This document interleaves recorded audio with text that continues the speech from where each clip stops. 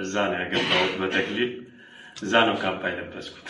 እዚህ በማገልገሌ የቤቴን በረከት እኛ የእሱን ስራ እንሰራለን፣ እሱ ደግሞ የእኛን ስራ ይሰራል። መጽሐፍ ቅዱስ በዚህ ሁኔታ ተማርነውና አብሮ ነው የመለሰልኝ። ልጆቼንም እየባረከልኝ እግዚአብሔር ይመስገን። አንድም ቀን ክፉ ነገር ሳይነካል ልጆቼ እንጥቃባቸው ብሎ የሚመጣ ሰበካ ጉባኤ የመጀመሪያ ጊዜ ሰዎቻቸውን ይባል ወላቸዋል። ስላመናችሁበት፣ ስላሰባችኋቸው፣ ስለምትወዷቸው፣ ስለምታከብሯቸው ይሸለሙልን ብላችሁ ጠየቃችሁ።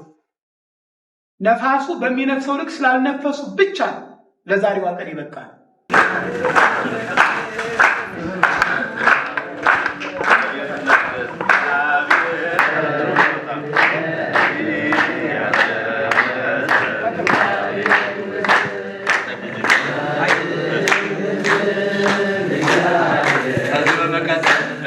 አቶ ለማ ተሊላ በመካከላችን ይገኛል።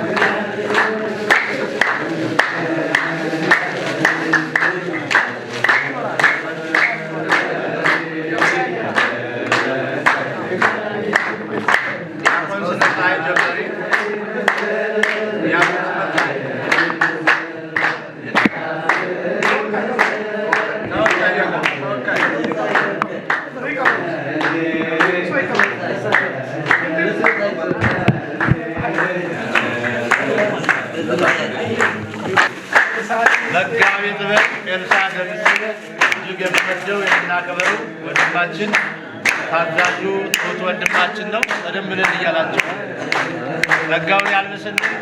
ክቡር አባታችን እያለበስ ነው። ጸጋውን ያልብስልን። ኤልሳ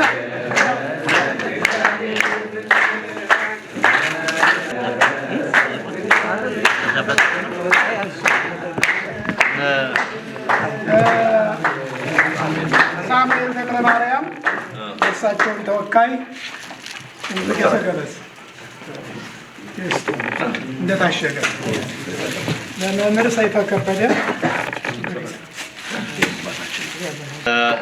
እግዚአብሔር ጸጋውን ያልብስልን። ክቡር አባታችን እጅግ የምንወዳቸው የምናከብራቸው መልአከ ብስራት መልአከ አበባው ሁሉንም አልብሰዋል። እግዚአብሔር ጸጋውን ያልብስልን። እድሜ በጸጋ አባታችን ለመልአከ ብስራት ስጦታ ይበረከታል። እልል እያላቸው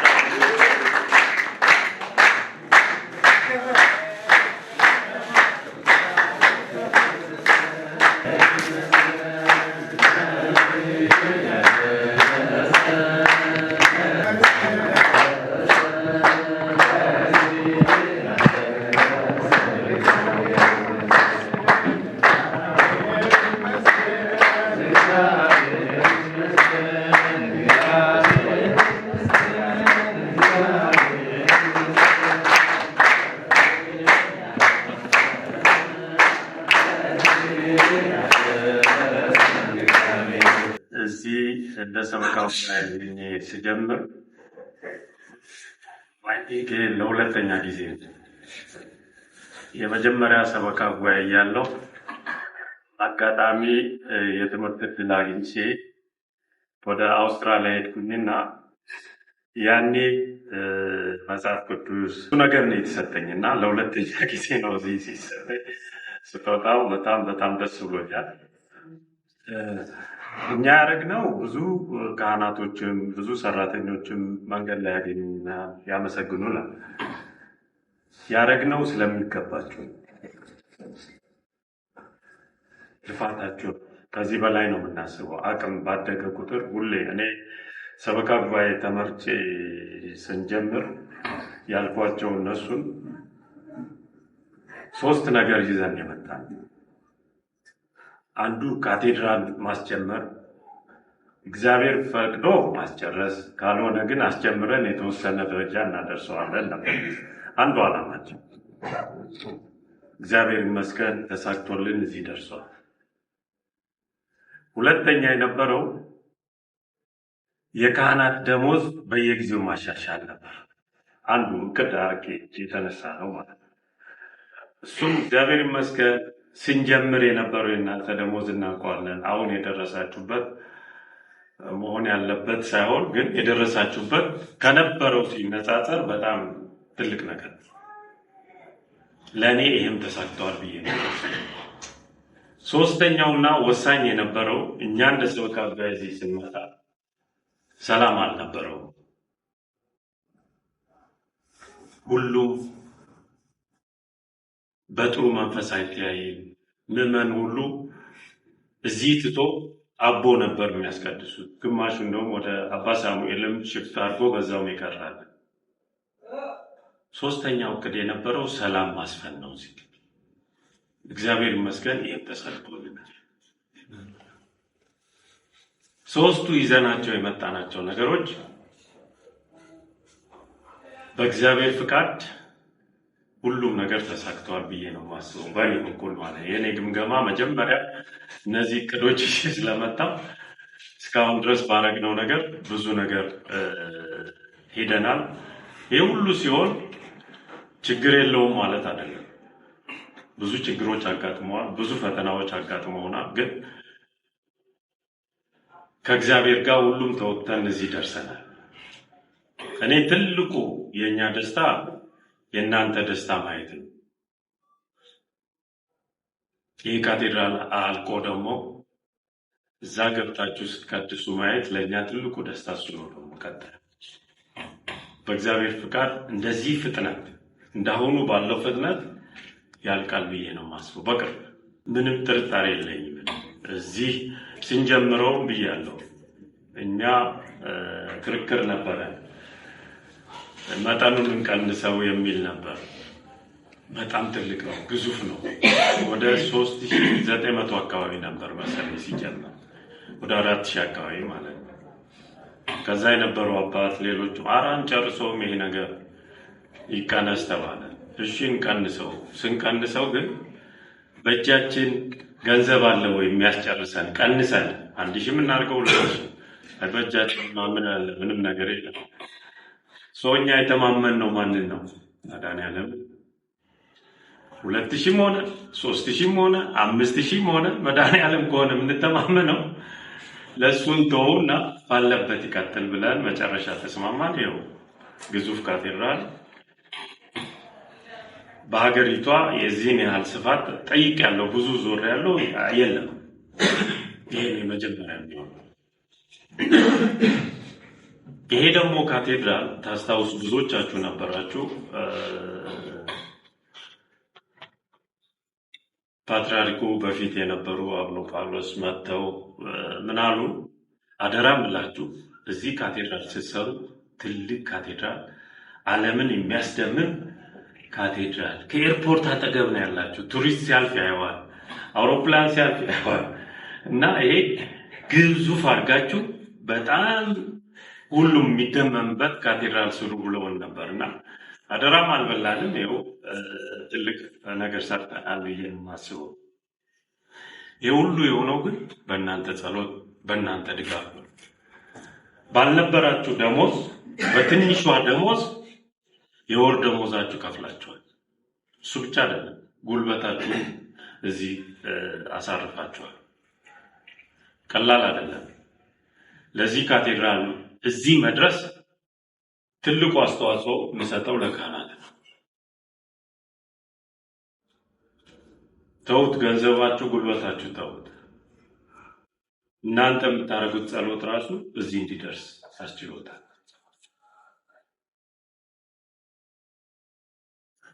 ዛሬ ያው ካባ ልብሳችሁኛል፣ በጣም ደስ ብሎኛል። እኔ ለሁለተኛ ጊዜ ነው ካባው የለበስኩት።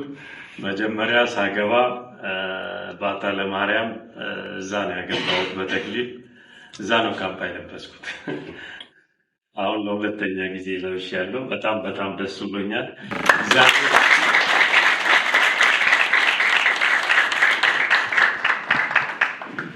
እግዚአብሔር ይስጥልን።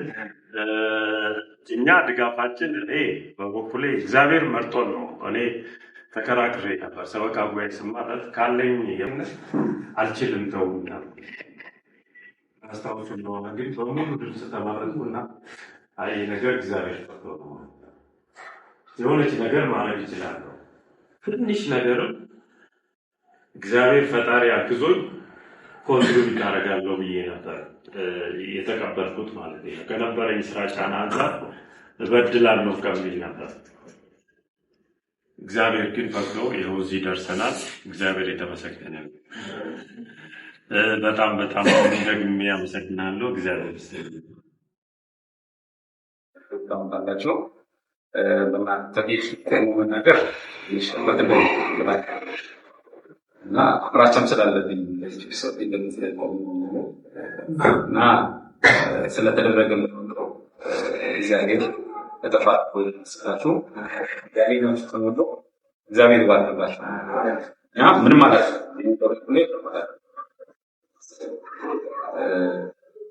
እንግዲህ ሁሉም ባለችው ሰዓት ነው እግዚአብሔር የሚመሰገነው።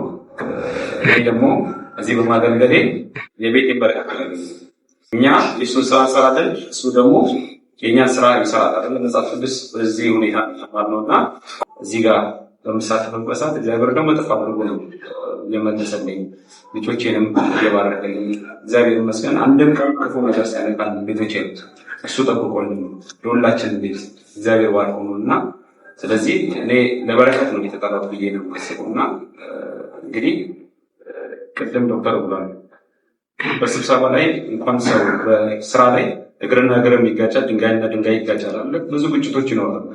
ማንም ሰው በዚህ ዓለም ላይ ስንኖር ደስተኛ ሆኖ የኖረ ሰው ነው። ከዕለታት አንድ ቀን ሀዘንተኛ ሆኖ ከዕለታት አንድ ቀን ደግሞ እንደየባህሪያችን የተለያየ እንትን ነው እና ስለዚህ በዛ መንገድ ውስጥ ቢያንስ ወደ 9 ዓመት አብረን አስቆጥረናል እና 9 ማለት አንድ ሰው ተወልዶ 9 ዓመት ፕላስ ደግሞ ከአንደኛ ክፍል እስከ 9ኛ ክፍል እንደ ኮሌጅ ነው ላይ ያለውትና በጣም ትላልቅ ሰዎች አላችሁ። ከእናንተ ትምህርት ነው እያገኘን መናገርን የለመድነው ከዚህ ቤተክርስቲያን ሌላ ዓለማዊ ትምህርት አይደለም። መናገርን እንደዚህ ሰው ፊት ለፊት ሆኖ መናገርን የተለመድነው ቤተክርስቲያን ያስተማረችን እና ያስተማረችንን ነገር ደግሞ ቢያንስ በጥቂቷን ነገር ለቤተክርስቲያን ማድረግ ነው እና ስለዚህ ለተደረገልን ሁሉ እግዚአብሔር ይስጥልን። አባቶች መመረቅ ነበረባቸው። እንግዲህ እኛ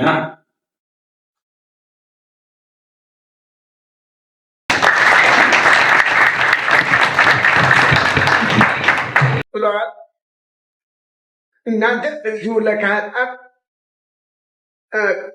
ለእኛም ብዙ ነው።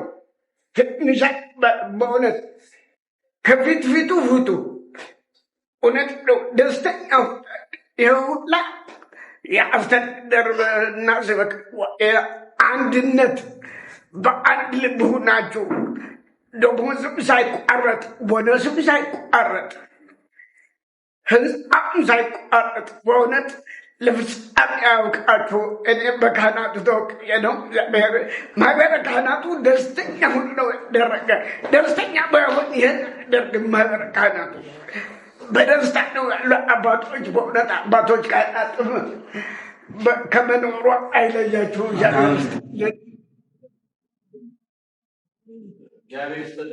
በመመሰረት መቶች ይኖራሉ። አፎት ሰፈር ይላለ የቋም ንላለ ቤተክርስቲያኗን በመመስረት የሚቀድሟት ይኖራሉ። እነሱ አገልጋይ ስለሆኑ ያን በዛ ለብዙ ዓመታችን የቆዩ አሉ። እኛን አይበልጡ በመብላት በመጠጣት እየስጋው የሞት አይበልጡ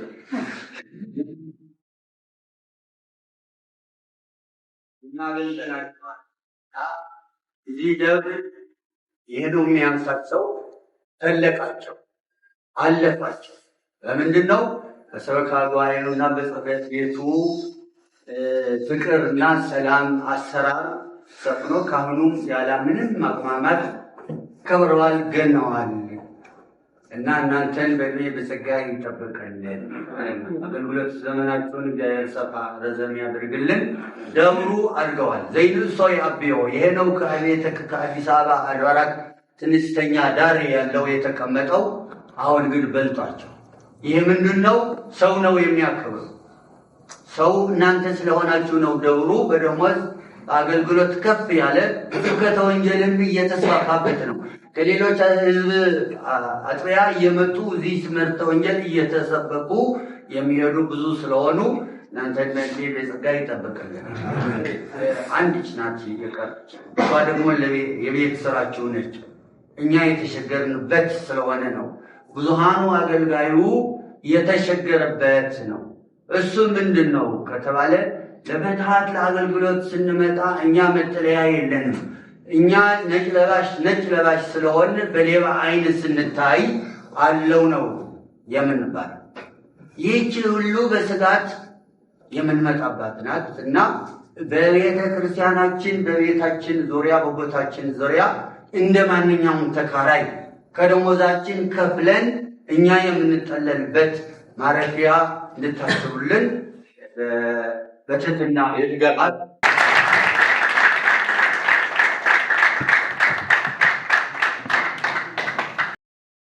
ወደ መጋቢ ከመጣሁ ዛሬ 28 ዓመት ሰው የሚባል ዝጎ ነበር የሚጠብቀን። እግዚአብሔር ይስጥልኝ። ዘላቸው የተባረከ የተቀደ ካህናቶች ደግሞ እግዚአብሔር ይጠብቅ። አንድ የምናገር የለም። ውጭ ሄደው ብቻ የእኛ ካህን የትም ሄድ በነጣው ቆፍ ደግሞ አንድ የምናገር የለም። ቃላችን አለ። እግዚአብሔር ይጠብቀን። አባታችንም ሁላችሁም እግዚአብሔር ያመስግን። በእድሜ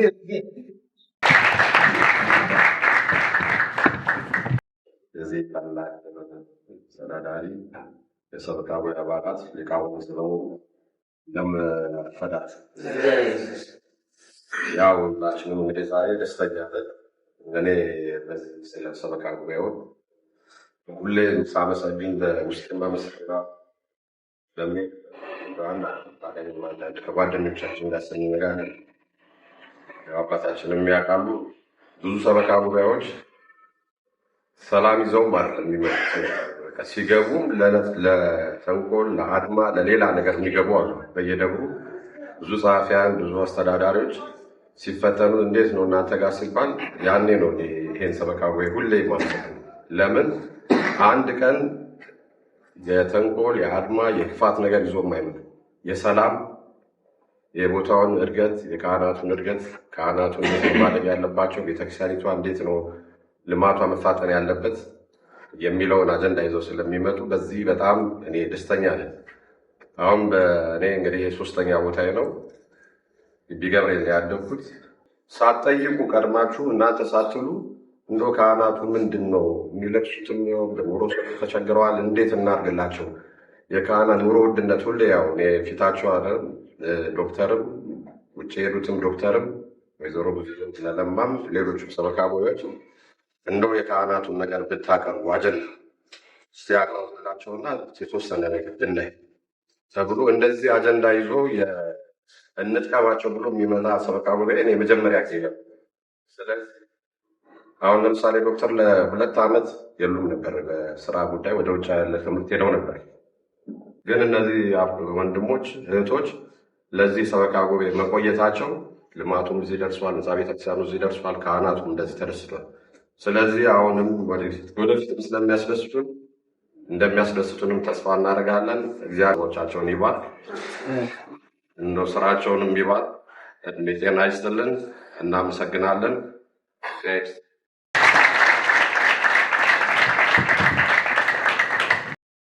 አባላት እንደዚሁም በእድሜም በእውቀትም የምትበልጡኝ አባቶችና ወንድሞች እንደምን ቆያችሁ?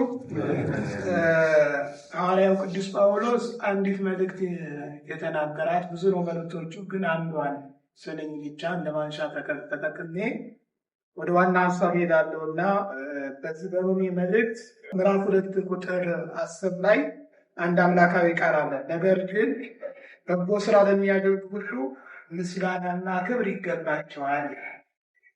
በጎ ነገር ለሚያደርጉ ሰዎች፣ በጎ ስራ ለሚሰሩ ሰዎች ምስጋና ክብር ይገባል። ስለዚህ የዛሬው አጀንዳ በጎ ስራ ስለተሰራለን፣ በፋንበላም ስለተሰራለን፣ ዘንድሮም ስለተሰራለን፣ አምናም ስለተሰራለን ነው። ስለዚህ ይሄ በጎ ስራ ለሰሩ ሰዎች ምስጋና ማቅረብ፣ ማመስገን፣ እግዚአብሔር ይስጥልኝ ማለት ተገቢ ስለሆነ የተሰበሰብንበት ዋናው አጀንዳ ይሄ ነው። ሁለተኛ አጀንዳ ሲኖር ደግሞ በሁለተኛ አጀንዳ ነው ውይይት የሚከናወነው።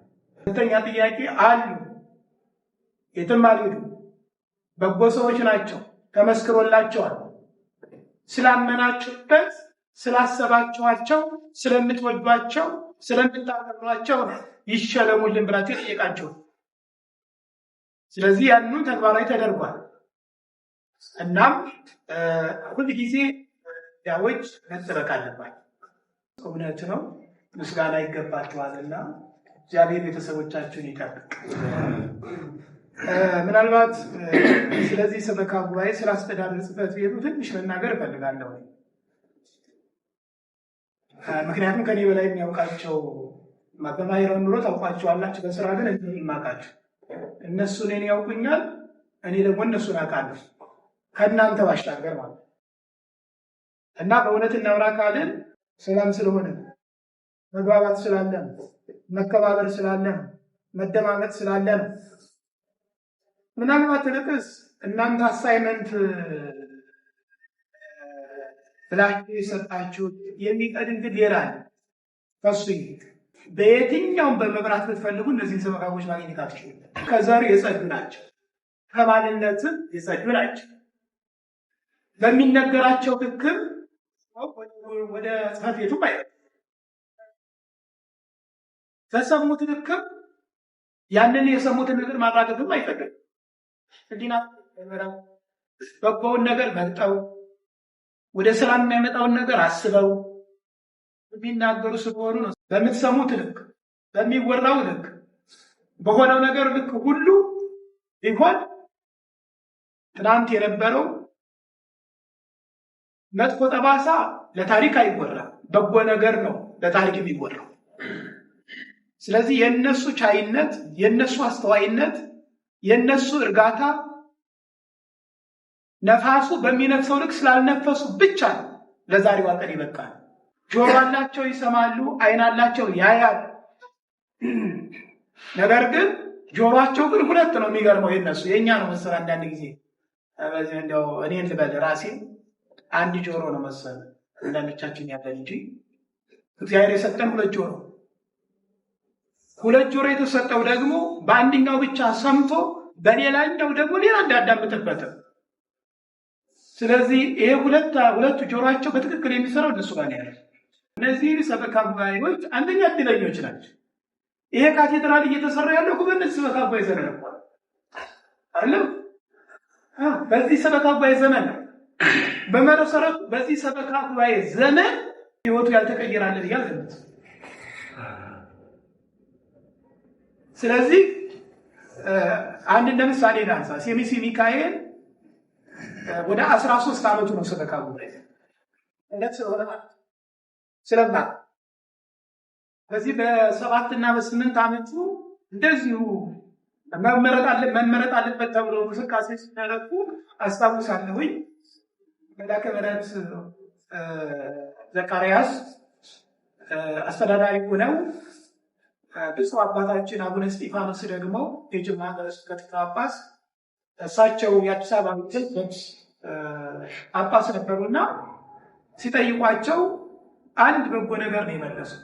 ይህ ህንፃ እስከሚያልቅ ድረስ ማን የጀመረው ማን ይጨርሳል?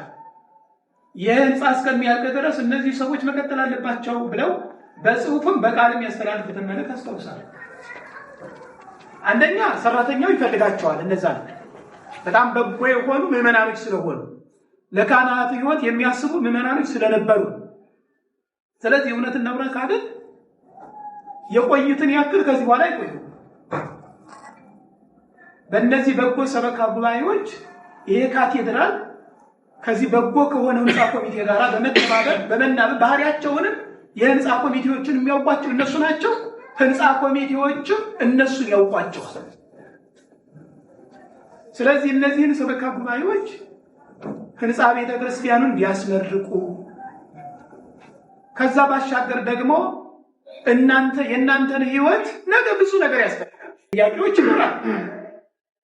ይህ ህንፃ እስካላለቀ ድረስ ጥያቄ እንደማናውቀው ሁሉ ይህ ሰበካ ጉባኤ እስካለ ድረስ ደግሞ ካህናት ጥያቄ የግዴታ ነው። ምክንያቱም አባትም እናትም ሆኖ የሚመራው ሰበካ ጉባኤ ስለሆነ ማለት። ስለዚህ ይኖራል። ለምን መጣ ትናንት እንዲያርገን አልነበረ ይባላል። ስለሚኖር ያቃል። እነ ዶክተር ብዙ ህዝብ ነው የሚመሩት። ኃላፊነት ነው ያላቸው። ለማ ወንድማችን ሲናገር ሰምታችሁት ከነበረ አፍም እንዳወጣ እንድናገርም በስጋ በነፍስም እንድጎለብት ያደረገች ቤተክርስቲያን አይደለም ያሳደገችኝ የተወለድኩባት ብሎም ደግሞ ዛሬ ላይ ለዚህ ክብር የሰጠችኝ ይህች ቤተክርስቲያን ነው። በእናንተ መካከል በሊቃውንት መካከል መናገር ባልፈልግም ደስታዬን ለመግለጥ ነው ያለዋል። ስለዚህ ወይዘሮ ብዙዬ ብዙ ጊዜ መናገር ብዙ አይደለም። አንዳንድ ጊዜ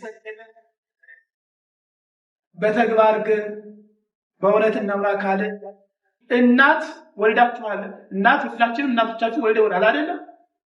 ለቦሌ ቡልቡላ መድኃኔዓለም ግን ልዩ እናት የተሰጡ ወይዘሮ ብዙዬ ነች።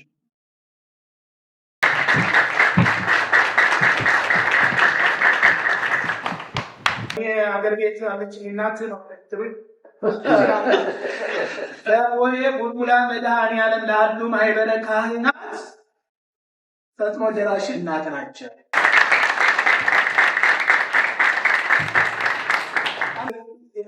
ቢጠይቅ ይደረግላቸው፣ ማህበረ ካህናት ቢጠይቅ ይደረግላቸው። እናንተ ስለማታውቁ ነው። እኔ ደግሞ ዙሪያለሁ አዲስ አበባ መጣሁና እነዚህን ሰዎች ሳይደግሙ ወይ ፈጣሪ ክርስቶስ እዚህና ጴጥሮስ ጳውሎስ ነው መልካም ሰበካ ጉባኤ የገጠመኝ በህይወቴ ማለት ነው። ሌሎችም በጎች አሉ፣ ግን የሁለቱ የተለዩ ናቸው። ሳሙኤል ተክለ ማርያምና መምህር ሰይፈን ከበደ ከልብ በጣም ልታመሰግኑልኝ ይገባል። እኛም በአቅማችን የአስተዳደር ጽሕፈት ቤቶች ስለሆንን ጓደኞችን አመስግኑልኝ ነው። በንስሐ ዋጅተን ወደ ስጋ ወደሙ ስናመጣ በነፍስም በስጋም ጥቅም እናገኛለን። ግልጽ ነው። ያላመኑትን ስናሳምን፣ ያመኑትን እንዲጠነክሩ ስናደርግ፣ ንስሐ እንዲገቡ ስናደርግ፣ አስራት በኩራታቸውን እንዲያወጡ ስናደርግ ልማቶች ያስፈልጉናል። ትምህርት ቤታችንን ማስፋፋት ይጠበቅብናል። ስለዚህ ከበጎ ስራ በእውነት አትታሙ። እግዚአብሔር ይመስገን። በእውነት እናውራ ካልን እነ አባ ወልደ ማርያም ህንስቴን የመሰሉ በቃ አይን የሆኑ እንደነ ጥቅዋን ናቸው በስማት ሌሎችም ማህበረ ካህናት በሙሉ ራሳችሁን ደሞዝ ከመስጠታችሁን ባሻገር ለዚህ ህንፃ ቤተክርስቲያን አሻራውን ያላስቀመጠ ቴፖ ያላስገዛ፣ ሲሚንቶ ያላስገዛ፣ በጉልበት ሌሎችንም ነገሮች ሁሉ ቅድሚያ ተሰላፊ የሆናችሁ ማንም ማን ሊወስድባቸው የሚችል የለም አሻራችሁ። ነገር ግን አሁንም አብዝተን እንድንሰራ ህንፃ ቤተክርስቲያኑ ያስፈልጋል። በጣም ትልልቁ ስራ አሁን ነው የሚታየው ስራ እስካሁን የተደበቀው አሁን ደግሞ ወደ ላይ እየወጣ ያለው ስራዎች ላይ ርብርብ ያስፈልገናል። ግቢው ማስተር ፕላን መሰረት የሰንበት ትምህርት ቤታችን አሁን ባይነጠው ሰንበት ትምህርት ቤት ራሱን የቻለ ቢሮ የለውም። ራሱን የቻለ አዳራሽ ልክ ከሌላው አጥቢያ እንደሚባለው አይነት የለውም። ሌላው ደግሞ ለማህበረ ካህናቱ እዚያው ዝም ብሎ በዛ ትዳር ይዘን እንኖር የሚለው ሳይሆን ማደሪያም የለም። ማደሪያ የለም። በእውነት እናውራታለን። ማደሪያ የለም። ማህበረ ካህናቱ የሚያድረው ልቁስቁስቁስ ያለ ቆርቆሮ ላይ ለዛው በአራት በአምስት ከዛም ሌላም ነገር አለ። አሁን መግለጽ የማልፈልገው ነገር ሁሉ አለ። ይሄ ሁሉ የሰበካ ጉባኤ አሳይመንት ስራ፣ የቤት ስራ ብዙ አለብን። ያልሰራ ነው። ሰበካ ጉባኤ የበለጠ እንድትሰሩ ነው አደራ እየሰጠ ያለው ማህበረ ካህናቱ። ስለዚህ ወጥ የሆኑ ነገሮች ስራዎች እንሰራለን። ለምንሰራው ግን ይህ በጎ የሆነ ሰበካ ጉባኤ አብረው ካለ ጎንታይ ወይም በዚህ በኩል የሚጎትት ሌላ ሰበካ ጉባኤ ከሌለ በስተቀር ያሰብነው ያቀርነው ያለምነው በሙሉ በእርግጠኝነት ይሳካል ማለት ነው። እግዚአብሔር ይስጥልን።